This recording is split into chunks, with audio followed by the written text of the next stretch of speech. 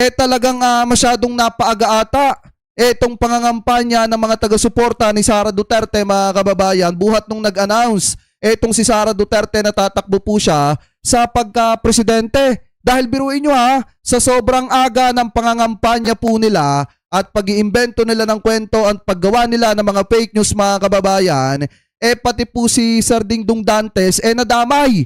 So ngayon kung makikita nyo po dito sa ating screen, nag-post po etong si Sir Dingdong Dantes, mga kababayan, na hindi ko to sinabi or wala siyang sinabi na gaya po nitong ipinost ng isang DD-shit na ito. Ito, kung makikita nyo, mga kababayan, sabi po nitong si Ame Imperial Ugay, ayan Dingdong Dantes said, nakakatakot pag nanalo si BP Sara. Nakikita ko sa kanya ang tapang, talino at abilidad na may kakayahang mamuno gaya ng kanyang ama. So ngayon, yung post na yan ng isang DD-shit, mga kababayan, isinare po ni Sir Dingdong Dantes at sinabi niya dito, mga kababayan, na wala daw po siyang sinasabing ganyan. Ibig sabihin, nagpakalat ng fake news itong mga taga-suporta ni Vice President Sara Duterte at idinamay pa yung mga artista na nananahimik, mga kababayan.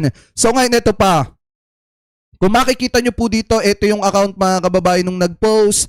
Itong si Ame Imperial Ugay at ang nakalagay dito sa kanyang bio, Solid Duterte.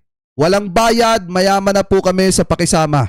Yan po yung sabi. And then, mga kababayan, kung makikita nyo po, nagsabi siya dito na maraming salamat, Sir Dingdong Dantes, kasi nga, inaccept, mga kababayan, ni Dingdong Dantes yung paghingi po ng tawad nito pong fake news peddler na ito. Kasi nga, nagkamali, mga kababayan nagpakalat ng fake news para lamang maipromote etong si Sara Duterte. Kaya nga ako nagtataka, mga kababayan, kung etong mga ito, kung hindi ba gagawa ng fake news, hindi ba mapapalakas etong si Sara Duterte? So maliwanag, mga kababayan, na kaya lang etong mga ito, talagang mukhang malakas sa social media kasi malakas po talagang gumawa ng ka-fake newsan eto pong mga taong ito. Kaya nga kung makikita nyo, dito po sa post ni Sir Dingdong Dantes, kung mapapansin nyo, ayan click natin yung account yan.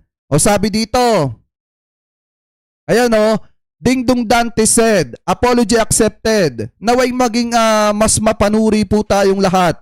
Lalo na sa misinformation at disinformation. At sa bawat diskurso, piliin sana natin ang respeto sa kapwa Pilipino. Peace. Yan po yung nakalagay, mga kababayan. Kaya nagsusorry. Kaya